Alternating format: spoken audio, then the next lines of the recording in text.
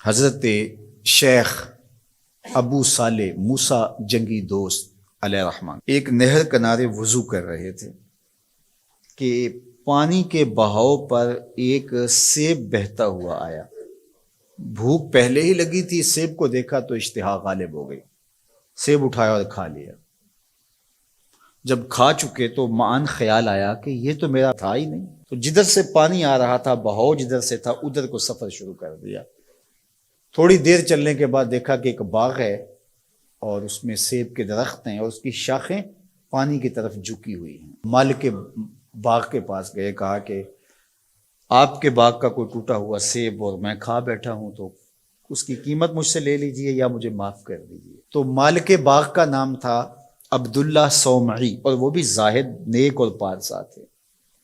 جب انہوں نے دیکھا کہ اس نوجوان نے سیب کھانے پر مجھ سے معذرت کی ہے یا پیسے دینے کے لیے تیار ہے، یہ تو کوئی جوہر ہے، کہا 12 سال میرے باغ کی نوکری کرنی پڑے گی، اس کے بعد ایک شرط اور ہے، پوری کر دو گے تو میں تمہیں معاف کر دوں گا۔ کہا ٹھیک ہے، 12 سال نوکری کرتے رہے۔ کہا اب دوسری شرط ہے کہ میری ایک بیٹی ہے جو آنکھوں سے نابینا ہے، کانوں سے بہری ہے، زبان سے بول نہیں سکتی، اپاہج بھی ہے، چل نہیں سکتی، اس کے ساتھ تمہیں نکاح کرنا ہوگا۔ کہا یہ بھی منظور ہے۔ نکاح ہو گیا۔ کہا اس کمرے میں تمہاری بیوی تمہارا انتظار کر رہی ہے۔ جب کمرے میں دیکھا تو ایک صحیح الاعضاء خوبصورت صاحب جمال خاتون منتظر تھی۔ سمجھا غلطی لگ گئی ہے، واپسی جلدی سے پلٹے اور اتنی تیزی سے پلٹے کہ دروازے کی چوگاٹ کے ساتھ سر لگا اور سر پھٹ گیا اور خون بہ رہا، اور واپس آئے تو شیخ عبداللہ صومعی کہنے لگے کہ کیا ماجرا ہوا؟ کہا کہ وہ کوئی اور خاتون ہے، جو نقشہ آپ نے بتایا تھا وہ تو نہیں ہے۔ کہا وہی میری بیٹی ہے اور آپ کی بیوی ہے۔ وہ بہری اس لیے ہے کہ آج تک اس کے کانوں نے غیر محرم کی آواز نہیں سنی۔ وہ نابینا اس طرح ہے کہ آج تک اس نے غیر محرم کی شکل تک نہیں دیکھی۔ اپاہج اس لیے ہے کہ وہ غیر محرم کے لیے کہیں چل کے نہیں گئی۔ اسی طرح باقی جو چیزیں بتائی تھی ان کی تعبیر بتائی۔ کہا وہی تمہاری بیوی ہے۔ عبداللہ صومعی کی اس بیٹی جس کا نام ام الخیر تھا اور شیخ ابو صالح موسیٰ جنگی دوست کی بیوی،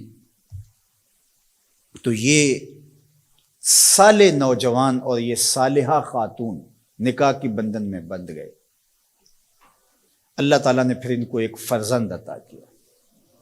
اس فرزند کا نام الشیخ السید عبد القادر جیلانی علیہ رحمہ و رضوان تھا۔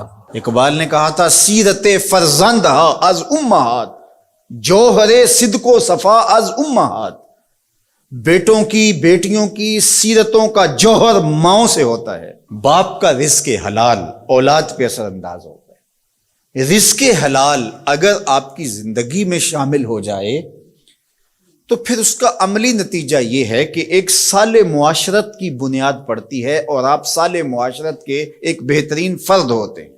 جس طرح رزق حلال نسلوں میں سرایت کرتا ہے اس کی برکتیں، اسی طرح سچائی اگر کسی معاشرے کے اندر پیدا ہو یا کسی فرد کے اندر پیدا ہو تو سچ اپنا راستہ بناتا ہے۔ اگر آپ کی زبان سچ نہیں بولتی اور آپ حلال رزق نہیں کھاتے تو پھر آپ جتنے مرضی نفل پڑھیں، جتنی مرضی عبادتیں کریں، اللہ کی قربت کا تصور بھی نہیں کیا جا سکتا۔ نجات کا راستہ یہ ہے کہ ہم ان دو چیزوں کو اپنی زندگی میں لازم کر لیں۔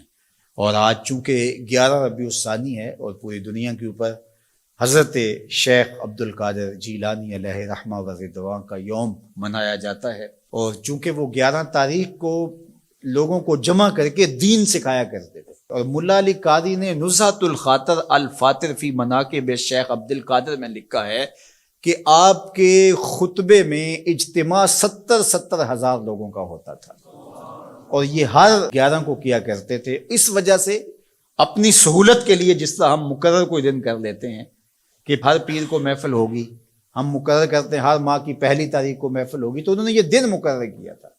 اور اس دن میں جب لوگ دور دور سے آتے، بغداد کے بھی بابو شیخ پہ لوگ جمع ہوتے اور باقی شہروں سے بھی لوگ اس دن آتے کہ چلو آپ کا آواز سنیں گے، تو آنے والوں کو کھانا بھی کھلایا جاتا، کیونکہ حضرت شیخ فرماتے ہیں کہ آدھا فقر بھوکوں کو کھانا کھلانا اور ننگوں کو لباس پہنانا ہے. تو جب جو لوگ آتے تھے تو ان کو کھانا بھی کھلایا جاتا. اب لوگوں کو صرف کھانا یاد رہ گیا ہے، اور جو واز کیا کرتے تھے، جو اس اجتماع کی روح تھی جس کے لیے سارے لوگ آتے تھے، وہ ہم نے بھلا دیا. تو ہم عمومی طور پہ رسم پرست ہو جاتے ہیں، روحیں ہم سے رخصت ہو جاتی ہیں. جو بھی چیزیں ہوتی ہیں ان کی روحیں ختم ہو جاتی ہیں اور ان کی رسمیں باقی رہ جاتی ہیں. اور یہ ہمارا المیہ ہے شروع سے، بلکہ اقبال نے کہا کہ پورا دین ہی جو ہے وہ ہم نے رسم رکھ لیا ہوا ہے، اس کی روحیں ہم سے رخصت ہو گئی ہے. رہ گئی رسم ازاں روح بلالی نہ رہی، فلسفہ رہ گیا تلقین غزالی نہ رہی. مسجد مرثیہ خواہ ہے کہ نمازی نہ رہے، یعنی صاحب اوصاف وہ حجازی نہ رہے. حضور نے ارشاد فرمایا لا یبق من الاسلام الا اسمہ ولا یبق من القرآن الا رسمہ مساجدہم عامرۃ وہی خراب من الہدی. ایک وقت آئے گا کہ قرآن صرف رسم کے طور پہ باقی رہ جائے گا، اور جو ہے وہ اسلام کا صرف نام باقی رہ جائے گا.